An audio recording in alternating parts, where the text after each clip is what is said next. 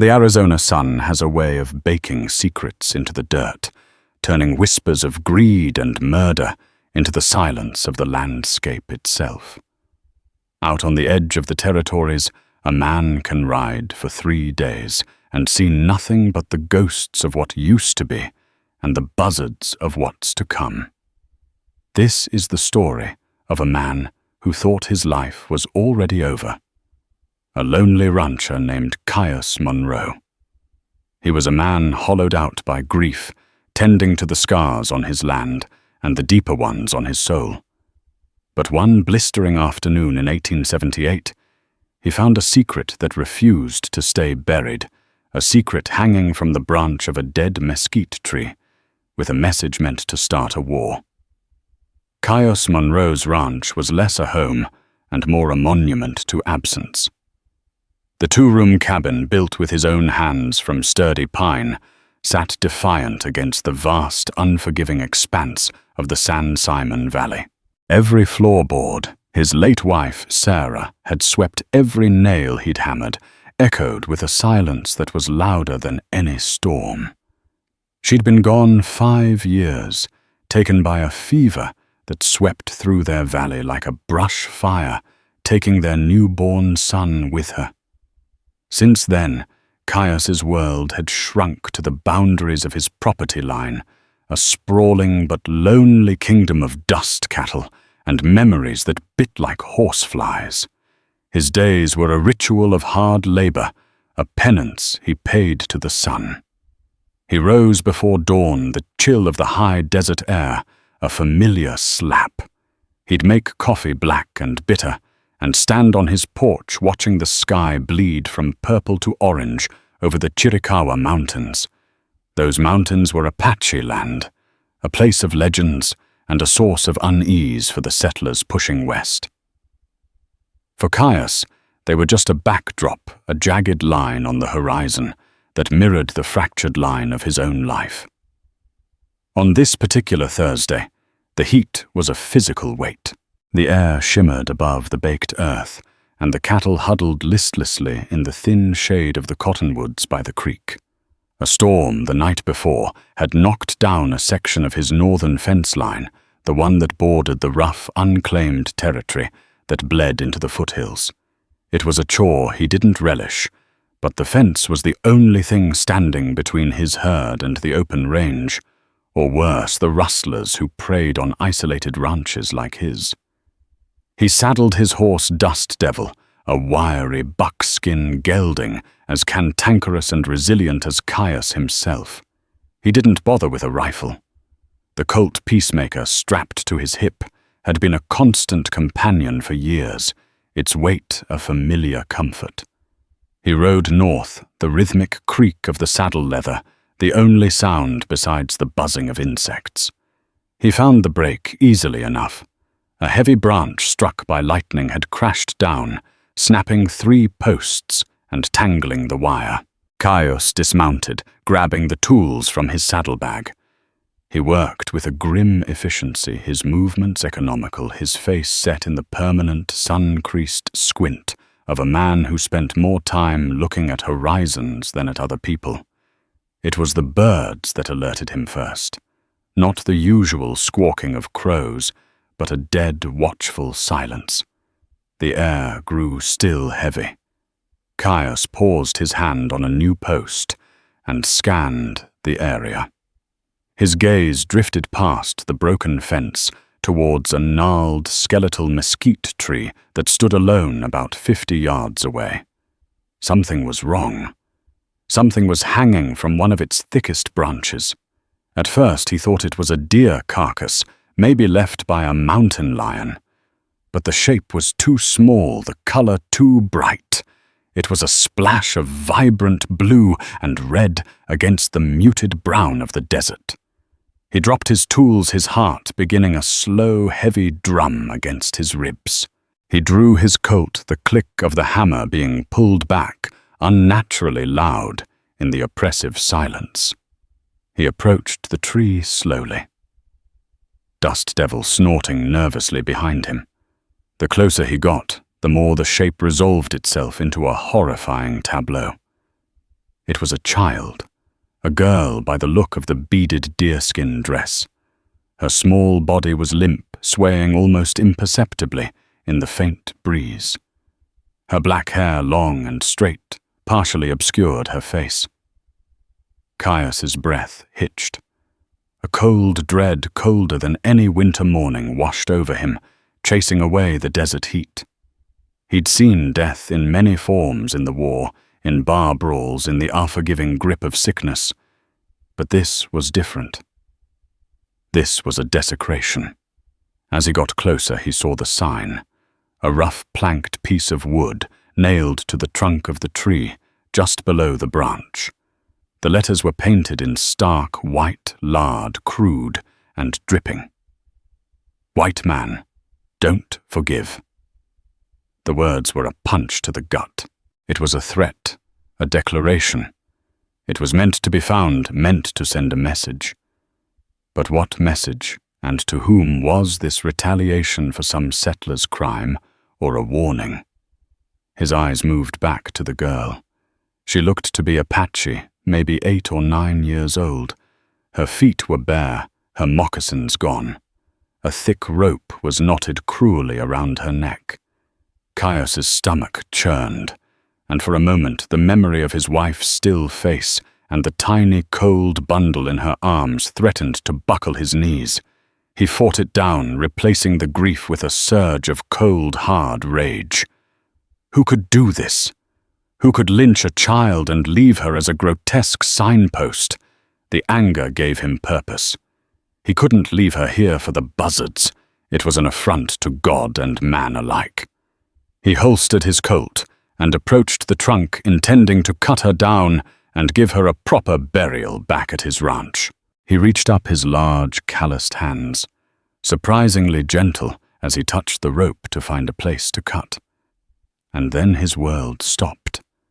Beneath his fingers, against the taut rope, he felt it. A pulse. Faint, thready, almost imperceptible. But it was there. A tiny, stubborn flutter of life in the midst of this calculated display of death. He stared in disbelief. She was alive, barely hanging by a thread thinner than the rope around her neck, but alive.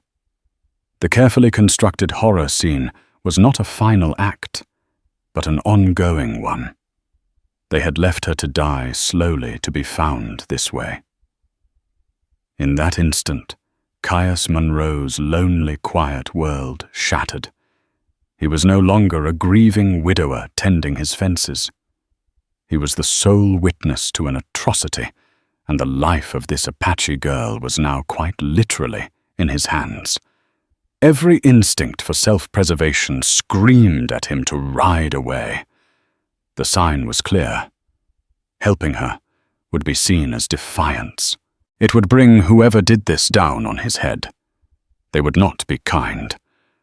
He looked at the girl's small, still form, then back at the jagged peaks of the Chiricahuas. He thought of Sarah, of the quiet strength she possessed, of how she would have looked at him with contempt if he turned his back now. The silence of his life had been a choice, a retreat. But this silence, the silence of complicity, was one he could not bear. With a curse that was half prayer, he drew his knife. He wasn't just cutting a rope. He was cutting ties with his self-imposed eggs and stepping into a conflict far more dangerous than he could possibly imagine. The blade sliced through the hemp, and the small body fell into his waiting arms. She was lighter than a sack of feed, a fragile collection of bones and spirit. As he held her, her eyelids fluttered open for a second, revealing dark, terrified eyes that saw him, truly saw him, before rolling back into unconsciousness. Caius held her close, his rage now forged into a steely resolve. He would not let her die, and he would find the men who did this. The sign said, "White men don't forgive." Caius Munro was about to prove them right. Carrying the child was like holding a bird with a broken wing. Caius cradled her against his chest as he urged Dust Devil into a steady, ground-eating trot back to the cabin. Every jolt of the horse sent a fresh wave of guilt and fear through him. Guilt that he hadn't found her sooner. Fear of what would happen when her attackers discovered their grim message had been ignored. He laid her gently on his own bed, the one Sarah had died in. The irony was a bitter pill. For 5 years the bed had been a shrine of sorrow. Now it was a cot in a field hospital. He worked with a frantic urgency he hadn't felt in years. He cut the rest of the rope away, his fingers fumbling with the knot. The rope had dug deep into her flesh, leaving a horrifying raw ligature mark around her slender neck. He cleaned the wound as best he could with whiskey and a clean rag. His touch surprisingly deft for a man whose hands were more used to branding irons and axe handles. She was severely dehydrated, her lips cracked and her skin papery. He dribbled water from a spoon between her lips, a few drops at a time. Most of it ran down her chin, but some of it went down. It was a start. For hours he sat by her side, a silent vigil, watching the shallow rise and fall of her chest. In her unconscious state, she looked even younger, her face smooth and free of the terror he'd seen in that brief moment of awareness. She wore a simple dress of deep blue cloth, decorated with intricate red and yellow beadwork in patterns he didn't recognize. It was the dress of a beloved child, not a nameless vagrant. As night fell, a fever took hold. She began to murmur in a language he didn't understand, her small body thrashing against his sheets. Caius bathed her forehead with cool water, his big frame hunched over her small one. In the flickering lamplight, he was no longer just a rancher. He was a nurse, a guardian. The emptiness of the cabin was gone, replaced by the tense, fragile presence of another life. He found himself talking to her, his voice a low rumble, the way he used to talk to his nervous cattle. "Easy now, little one. You're safe here. Just hold on." He didn't know if she could hear him, or if she would even understand his words if she could. But the sound of a human voice, steady and calm, seemed to soothe her restless spirit. The ghosts of Sarah and his son felt less like accusers and more like quiet observers in the corners of the room. He was doing what he couldn't do for them. He was fighting. For 2 days, she drifted in and out of consciousness. He fed her thin broth and more water, and slowly the fever began to break. On the 3rd morning, he walked into the bedroom to find her awake. She was sitting up, her back pressed against the headboard, her dark eyes wide with a terror that was absolute. When she saw him, she flinched so violently, she almost fell off the bed. "Whoa, easy there," Caius said, holding his hands up in a gesture of peace. "I'm not gonna hurt you." She scrambled to the far corner of the bed, pulling the blanket up to her chin like a shield. She said nothing, only watched him, her eyes tracking his every move like a cornered animal. The fear was a wall between them. Caius knew that words were useless. He backed out of the room slowly and returned a few minutes later with a bowl of stew, mostly broth, with a few soft-boiled potatoes and carrots. He placed it on a small crate by the door, well out of her reach, then retreated to his chair by the hearth, picked up a piece of leather he was mending, and pretended to ignore her. He could feel her eyes on him. For an hour, nothing happened. The silence was thick with suspicion. Then he heard a faint rustle. Peeking from the corner of his eye, he saw her inching towards the edge of the bed. Her movements were fluid and silent. She moved from the bed to the floor in a single motion, then crept towards the bowl. She snatched it, scurried back to her corner, and ate with a desperate hunger, scooping the stew with her fingers. It was the first victory. They fell into a routine. He would leave food and water for her. She would only take it when she thought he wasn't looking. She never spoke, not a word.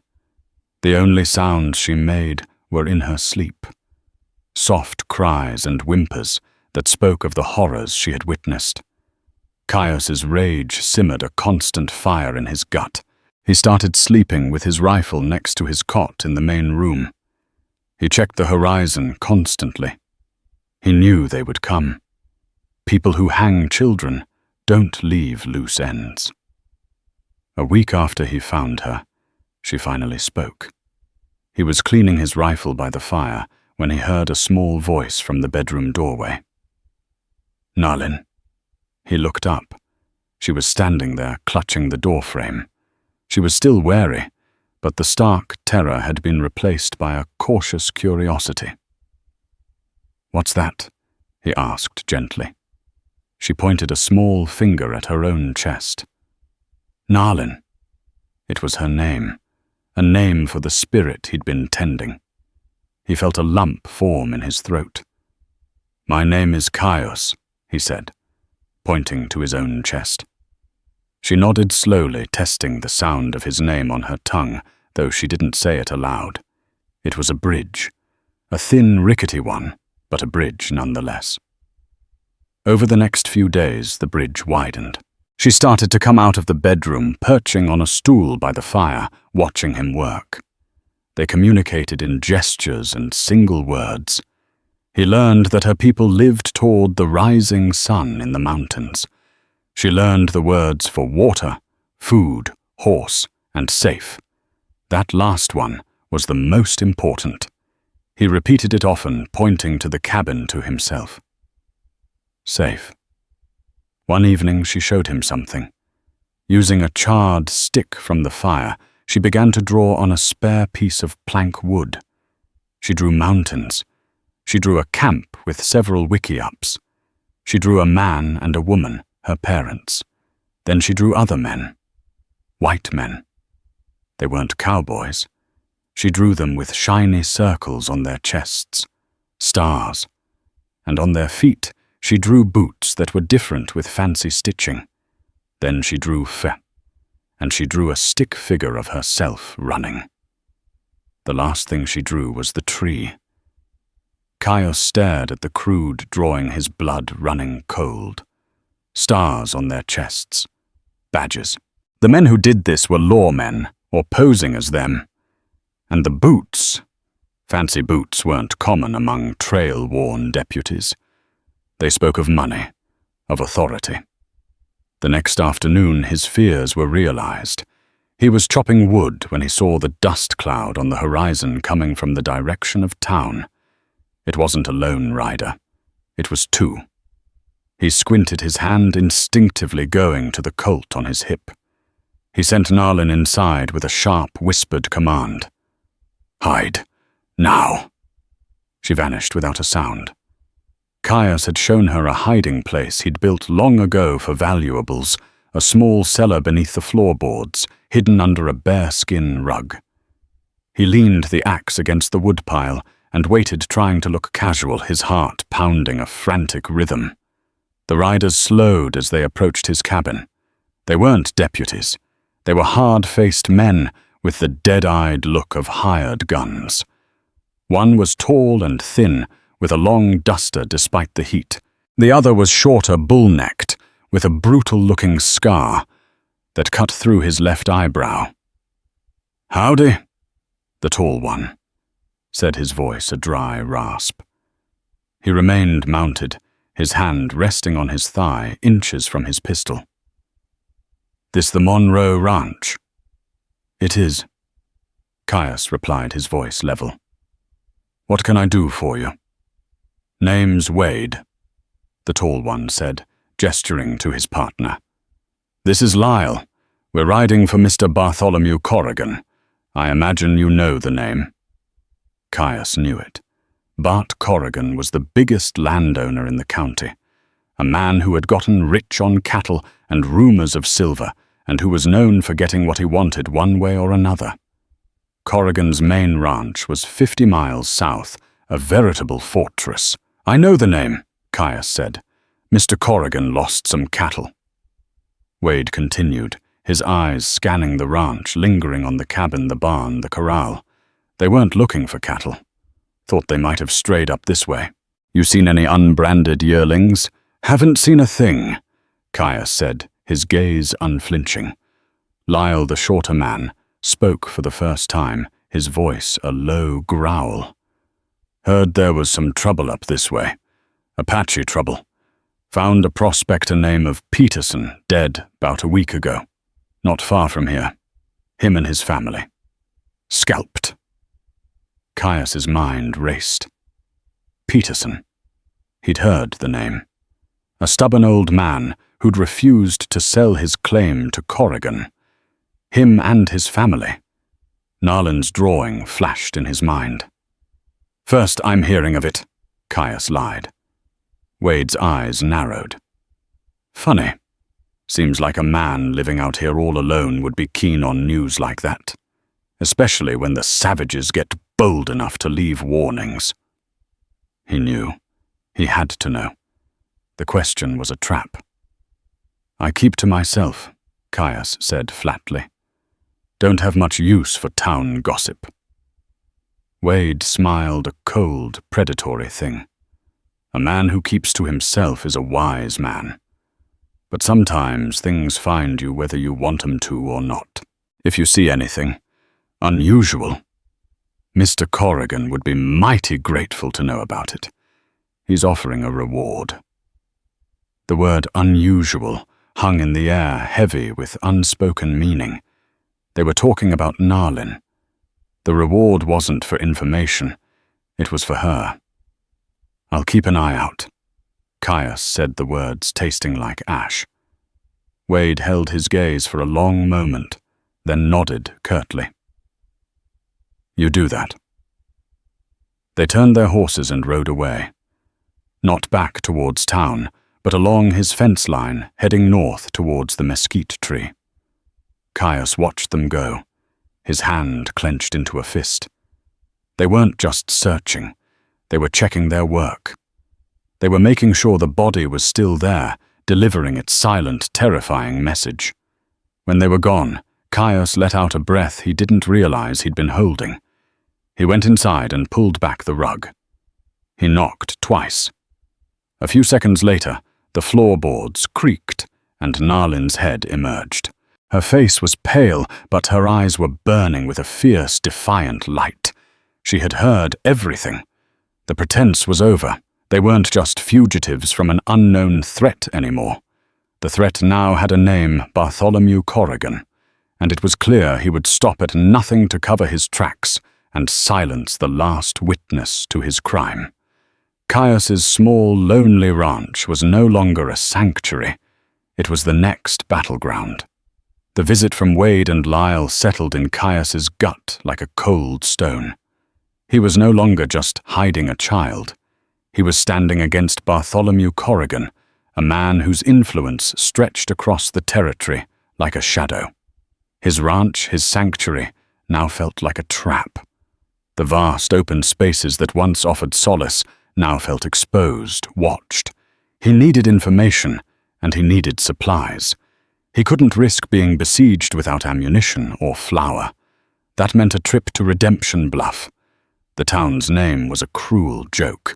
Founded by a fire and brimstone preacher decades ago, it had long since shed any semblance of grace.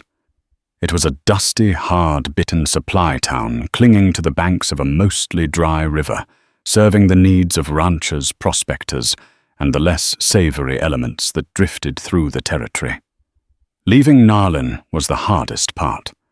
She understood the necessity, but fear clung to her like a second skin. "I will be back," he told her, kneeling to look her in the eyes.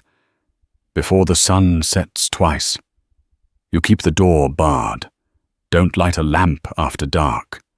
Don't go outside for any reason. Understand?" She nodded, her small chin set with a stoicism that broke his heart. She handed him a small, intricately beaded pouch. "For luck," she whispered. It was one of the few things she'd managed to salvage from her old life. He tucked it carefully into his shirt pocket, the small gesture a heavier weight than all the gold in Corrigan's coffers. He rode hard, pushing Dust Devil, but keeping to the ravines and arroyos, avoiding the main trail. He felt 1,000 eyes on his back. Every hawk circling overhead seemed like a spy. It took him the better part of a day to reach the outskirts of town. He tethered his horse at the livery run by a wiry old hostler named Silas, and walked into the heart of Redemption Bluff. The town was buzzing with a nervous energy. Men stood in tight groups outside the saloon and the general store, their voices low and angry. The words Apache and raid and massacre drifted on the hot, dusty air. Corrigan's poison was working. Caius's first stop was the general store, a cluttered emporium run by a portly, sweating man named Finn. Caius bought beans flour coffee and, most importantly, 3 heavy boxes of 44-40 cartridges for his Winchester and 45 rounds for his Colt. "Stocking up for a long winter?" Finn asked, his eyes wide with a mixture of fear and excitement. "Or you heard the news." "What news is that?" Caius asked, feigning ignorance. "The Petersons' Lord have mercy, Caius. The whole family. Found them up near the foothills. Savages did it. Sheriff Brody says it's the damned Chiricahua getting bold. Says they're probably planning a full-scale raid. The sheriff said that, as good as, he's forming a posse. Bartholomew Corrigan himself rode in this morning. Put up $500 of his own money for the pacification of the territory. Says we gotta hit 'em hard before they hit us." Caius's blood ran cold. Corrigan wasn't just covering his tracks. He was using the murders he committed to launch a land grab, using fear to fuel a private war that would clear the Apache from the land he coveted. And Sheriff Brody was his mouthpiece. He paid for his goods, his face an impassive mask. As he left the store, he saw Sheriff Brody himself standing on the steps of his office.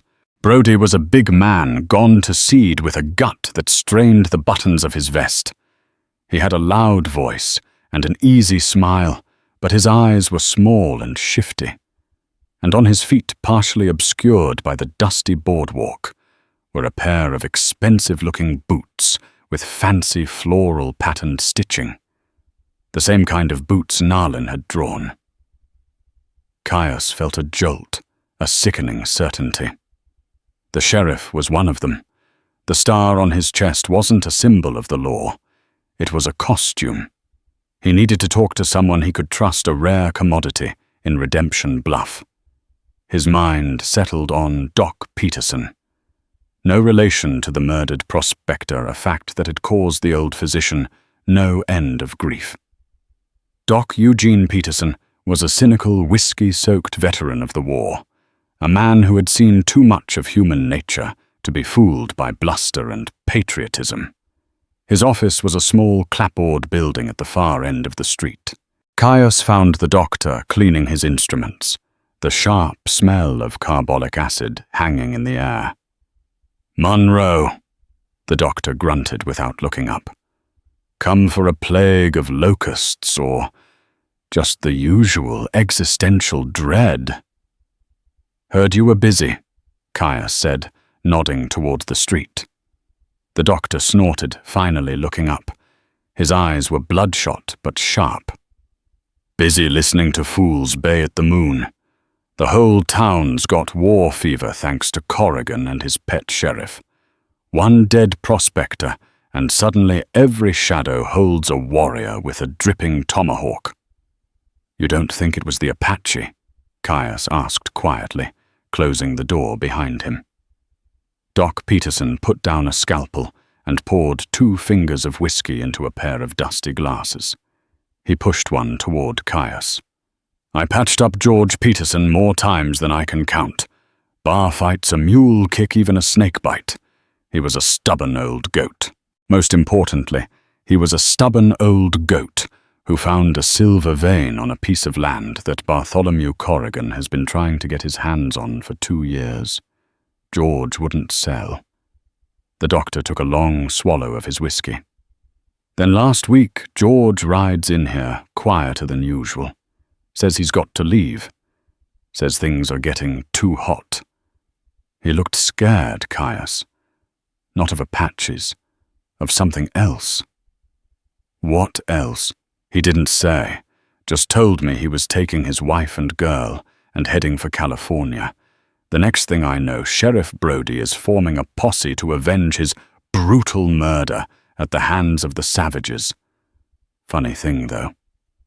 The doctor leaned forward, his voice dropping to a conspiratorial whisper. Brody wouldn't let me examine the bodies. Said they were too far gone. Had 'em buried before sunset, the same day they were found. You ever known a lawman to be in that much of a hurry to bury evidence? The pieces were slotting together into a picture of pure, calculated evil. Corrigan wanted the land. Peterson found silver and refused to sell. Corrigan's men, Wade Lyle, and the sheriff himself went to persuade him. It went wrong. They murdered the family. Narlin's family, who must have been camped nearby, or trading with the Petersons, witnessed the whole thing. They were next. The hanging was meant to be the final act, the perfect piece of misdirection. A young Apache girl, lynched with a sign blaming white men, found near the scene of an Apache massacre.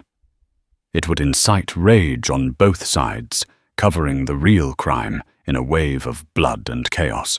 There was another witness. Caius said, his voice barely a whisper. A child, an Apache girl.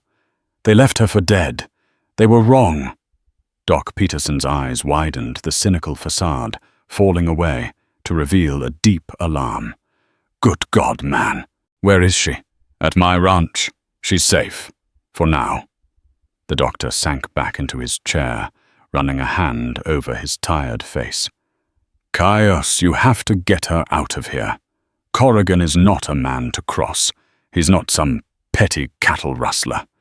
He has money, he has men, and he has the law in his pocket. He'll burn you and your ranch to the ground to keep this quiet. I'm not running. Caius said, his voice hard as granite. I'm not leaving my home, and I'm not handing that little girl over to be slaughtered. But I need to know what I'm up against. You're up against a monster who wears a civilized suit, the doctor said grimly. Be careful, Caius. The vultures are circling, and right now you look a whole lot like carrion. Caius finished his whiskey, the liquor doing nothing to warm the chill in his bones.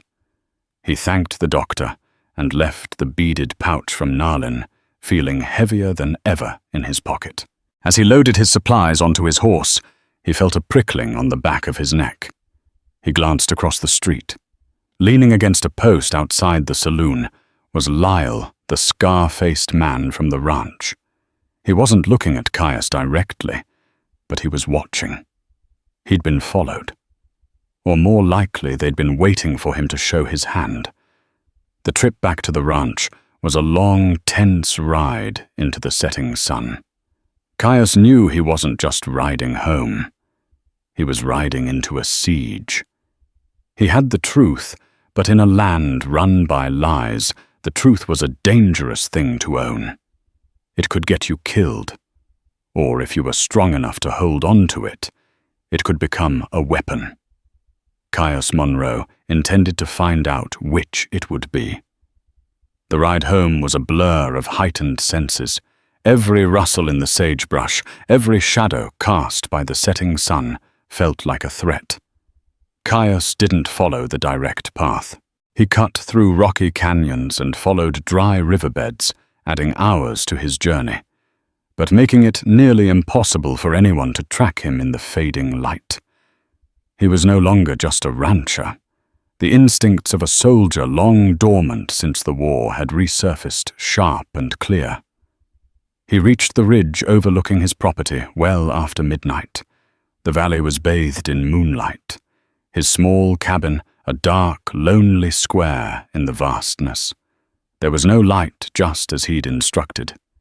He watched for a long time, scanning the perimeter for any sign of movement, any horses tethered in the cottonwoods.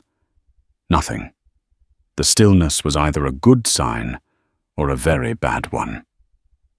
He approached from the rear, dismounting a quarter-mile away, and leading Dust Devil through a thicket of manzanita.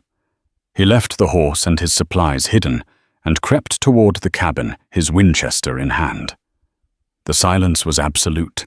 He gave a soft, low whistle, the call of a mourning dove, the signal they had agreed upon. A moment later, he heard a faint scratching from inside. The bar was being lifted. The door creaked open an inch. "Caius." Narlin's voice was a tiny whisper in the dark. Relief washed over him so potent it almost made him weak. "It's me." He slipped inside, barring the door behind him. In the gloom, he could see her a small, resilient shadow. She had followed his instructions to the letter. A pot of cold water and a strip of jerky were on the table. She had been prepared to wait. "They watched you," she said, her voice taut. "The man with the cut face. He was in the hills, watching." So they knew. They knew he'd gone to town, and they knew he'd come back. They were letting him stew, letting the fear build. It was a cat-and-mouse game, and Caius knew the cat would tire of it soon. The next day was spent in feverish preparation. Caius was a man possessed. He retrieved his supplies, and then set to work turning his home into a fortress. He boarded up the back window, leaving only a narrow slit to shoot through. He stacked sacks of flour and grain against the inside of the main door. He filled every bucket and pot with water from the well, knowing they might not be able to get back outside. Narlin worked alongside him, a silent, efficient partner. Her fear had been honed into a sharp, focused energy. She knew the stakes. She showed him things about the land he'd lived on for years, but had never truly seen. She pointed to a shallow depression behind the barn, almost invisible unless you knew it was there, a perfect place for cover. She gathered tumbleweeds, piling them at a strategic point downwind from the cabin. "For fire," she explained, "to make them blind." She was a child of the wilderness, and her knowledge was as valuable as his rifle. A bond forged in shared danger grew between them. They spoke little, but a deep understanding passed between the grizzled, heartbroken man and the orphaned, terrified child. In protecting her, Caius was rediscovering a purpose he thought long buried with his family. In trusting him, Narlin was finding a sliver of hope in a world that had shown her nothing but brutality. The attack came as he knew it would at dusk on the second day, the time of long shadows and uncertain light. Caius saw them first, 5 riders cresting the eastern ridge, silhouetted against the dying sun. He recognized Wade and Lyle immediately. With them were 3 other men, all carrying rifles, their faces hard and anonymous. Sheriff Brody was not among them, likely staying in town to maintain his alibi. "They're here," Caius said, his voice grim. "Get to your place, and remember what I told you." Narlin nodded, her face pale, but her eyes steady. She grabbed a small hand axe Caius had given her and slipped down into the cellar beneath the rug, pulling the floorboards shut over her head. Her role was not to fight, but to survive. She was the reason for this fight, and her survival was the only victory that mattered. Caius took his position at the front window, his Winchester resting on the sill. The 5 riders spread out, forming a loose semicircle around the cabin, staying just out of effective rifle range. They were professionals, not a drunken posse. "Monroe," Wade's voice cut through the evening air. "We know she's in there. Bartholomew Corrigan is a reasonable man. He just wants what belongs to him. Send the girl out and you can walk away. Nobody has to get hurt." The lie was so blatant it was almost laughable. Caius rested his cheek against the cool wood of his rifle stock. He said nothing. His silence was his answer. "Have it your way," Wade yelled. The first shot shattered the window next to Caius's head, spraying glass and splinters into the room. The siege had begun. The next hour was a cacophony of gunfire, splintering wood and shouted curses. They fired methodically, trying to punch holes in his defenses, trying to draw his fire so they could pinpoint his position. Caius was patient. He was a good Isor shot, but he was outnumbered 5-1. Every bullet had to count. He waited, letting them get overconfident, letting them creep closer. One of the men, bolder than the rest, made a dash for the barn. Caius tracked him in his sights, exhaled slowly, and squeezed the trigger.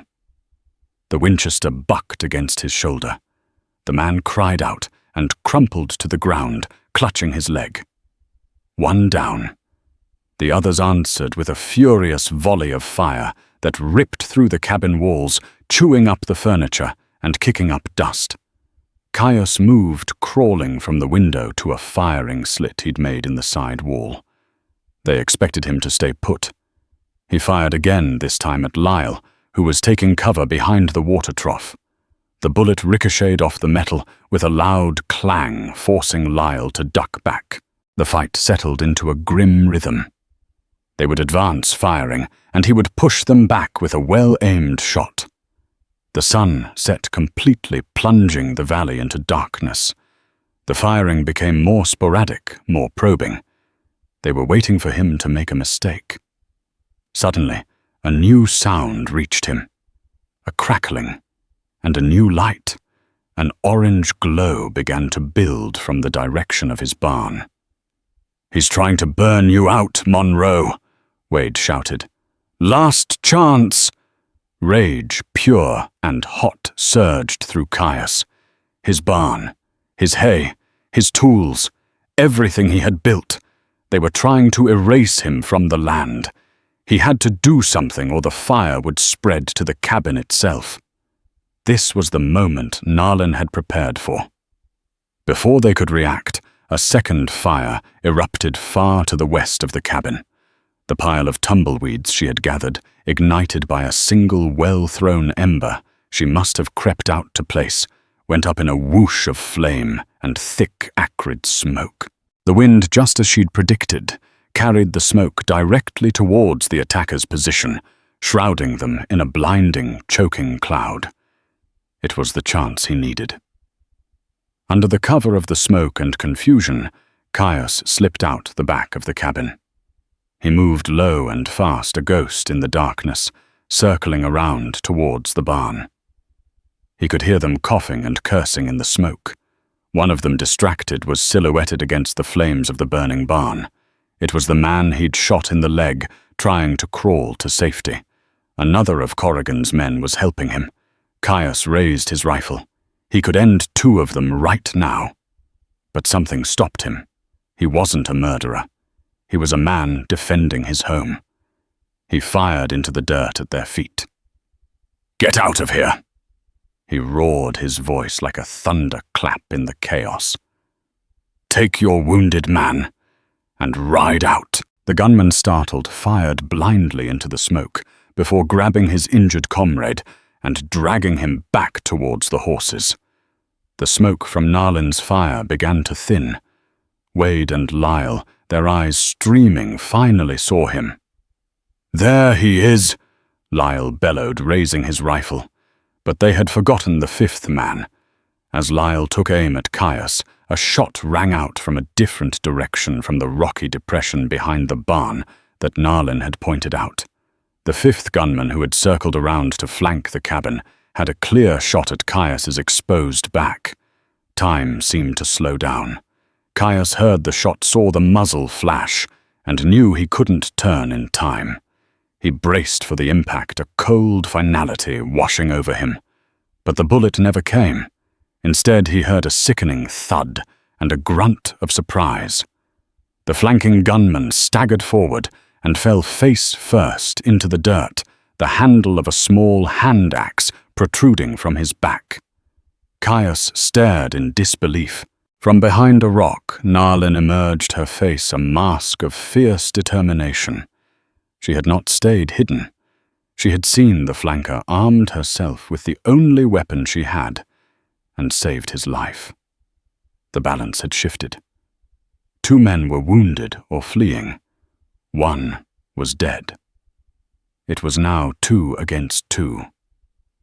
Caius and a child against Wade and Lyle. Wade, seeing his plan disintegrating, let out a roar of fury. "You stubborn old fool, you're dead!" He and Lyle charged, firing as they came, abandoning tactics for a final desperate rush. Caius dropped to one knee, raising his Winchester. This was it, the end of the line. The lonely rancher and the Apache girl against the tide. He took aim at Wade's chest, the fate of his world narrowing to the space between his rifle's front and rear sights. The night exploded. Caius squeezed the trigger, his Winchester roaring in answer to the charge. Wade stumbled not from Caius's bullet, but from surprise. Out of the darkness, from the direction of the Chiricahua Mountains, a sound arose that froze the blood of every white man in the valley. The high, piercing cry of an Apache war party. It wasn't a cry of random aggression. It was a focused, vengeful sound. From the shadows of the hills and arroyos, figures emerged.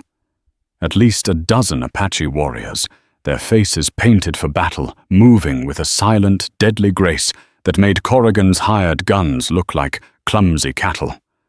They were not there by chance.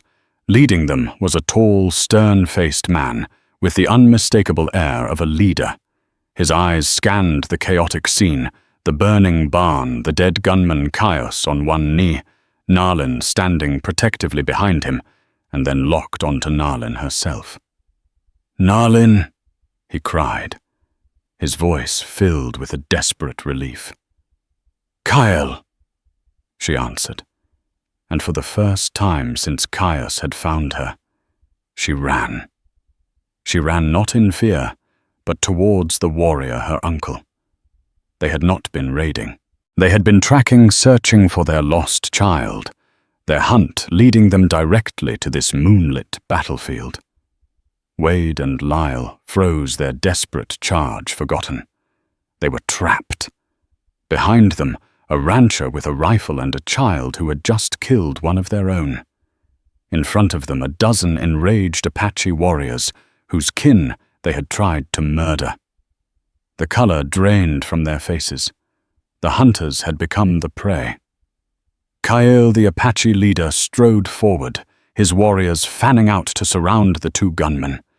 He ignored them for a moment, kneeling to embrace Narlin, speaking to her in their native tongue in low, urgent tones. She answered him, her words tumbling out in a torrent of grief and fear, but also of strength. She pointed a trembling finger, not at Caius, but directly at Wade and Lyle. Then she pointed to the dead man with the axe in his back. And then she looked at Caius and said a single word in her language, a word that needed no translation. She pointed to Caius, then placed a hand over her own heart. Kyle's gaze shifted to Caius, his expression unreadable. He had seen a white man armed in the middle of a firefight with his niece present, but he had also just heard Narlin's story. He rose and walked towards Caius, his hand resting on the hilt of a knife, not his rifle. Caius stood his ground, lowering his Winchester, but not letting it go. This was the moment of truth. "You are the man who cut her from the tree." Kyle said, his English heavily accented, but clear. It wasn't a question. "I am," Caius said. You gave her shelter. Kyle continued, his eyes searching Caius's face. You fought for her. I did. Kyle looked at the dead gunman, then back at Caius. The enemies of my niece are my enemies, but a white man's fight is not always my fight. Why? It was the most important question of Caius's life. He could have talked about honor, about decency. Instead, he told the simple truth. Because I lost a child once. I couldn't lose another. The words struck a chord deeper than race or language. Kael's hard expression softened for a fraction of a second. He gave a single, sharp nod. The unspoken truce was sealed. He then turned his full, terrifying attention to Wade and Lyle, who were now disarmed and held by the warriors. The girl says you work for a man named Corrigan. Cale said, his voice dangerously quiet. She says you and a man with a star killed her family, and the family of the prospector. You did this to her.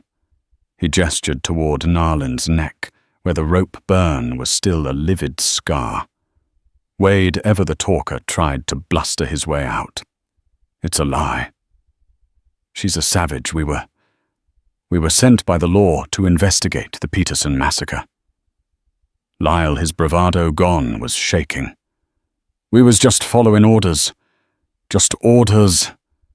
Cale smiled, a chilling, humorless expression. The law of a white man's town does not reach into these mountains. Here, there is a different law. He turned to his warriors and issued a series of sharp commands in Apache. They did not kill Wade and Lyle. The justice of the Apache was more patient than that. They bound them securely and began to lead them away into the dark, jagged mountains from which they had come.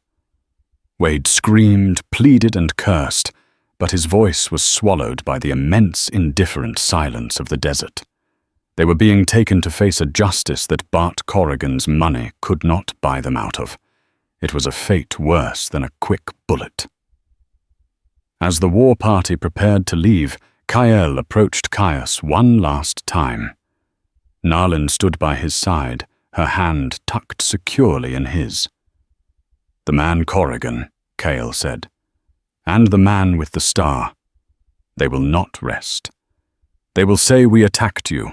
They will say we have taken this girl. They will use this to bring a bigger war. I know, Caius said, but now they have no one to back their story, and I have the truth. Kyle nodded.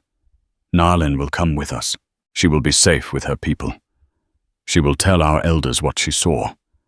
The truth will be known among the Apache. He paused, looking at the bond between the grieving rancher and the child. You have done a brave thing, Caius Monroe. The Chiricahua do not forget a debt, nor an injury. If Corrigan comes for you, he will find that your ranch has more guardians than he knows. It was time for Narlin to go. She turned to Caius, her eyes welling with tears. She didn't say anything.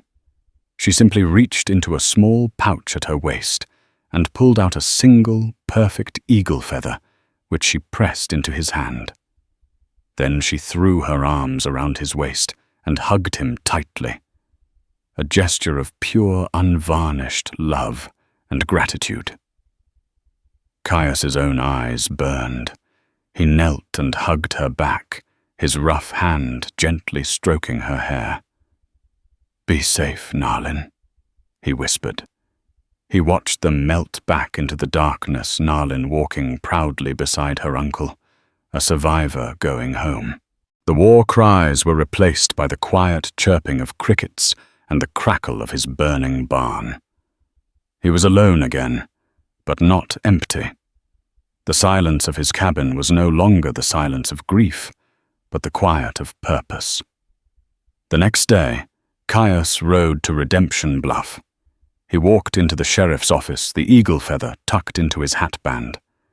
Sheriff Brody was there along with Bartholomew Corrigan himself, a portly, well-dressed man whose expensive suit couldn't hide the predatory glint in his eyes.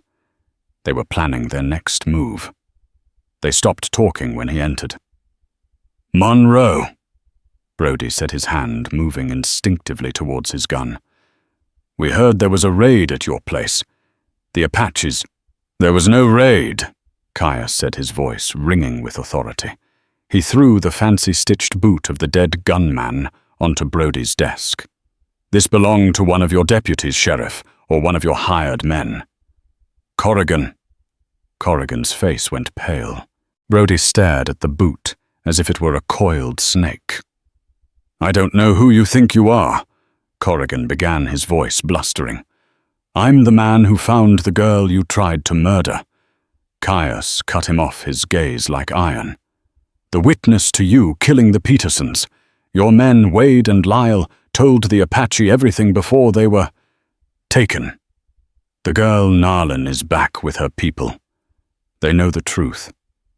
And now so do I. And soon, this whole town will." He turned and walked out, leaving the two men in a stunned, guilty silence. The story would spread. Without his hired guns to enforce his lies, Corrigan's power would crumble under the weight of the truth. His empire was built on fear, and Caius had just shown everyone that he was not afraid. Caius Monroe returned to his ranch. He rebuilt his barn stronger this time. The land was still quiet, but it was a different kind of quiet.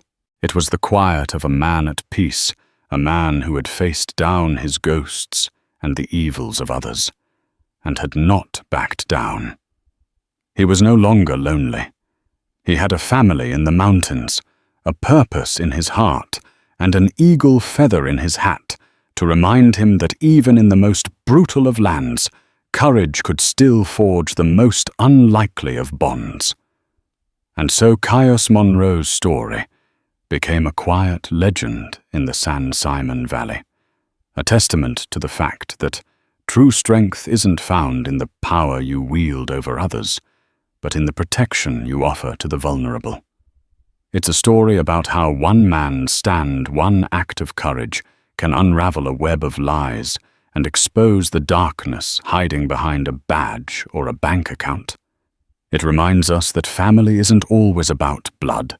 Sometimes it's forged in fire, in shared danger, and in the simple human refusal to look away. The Wild West was a land of harsh justice. But as Caius and Narlin proved, it was also a place where the most profound acts of grace could bloom in the dust. If this story of grit survival and unlikely redemption resonated with you, please help keep these legends of the West alive.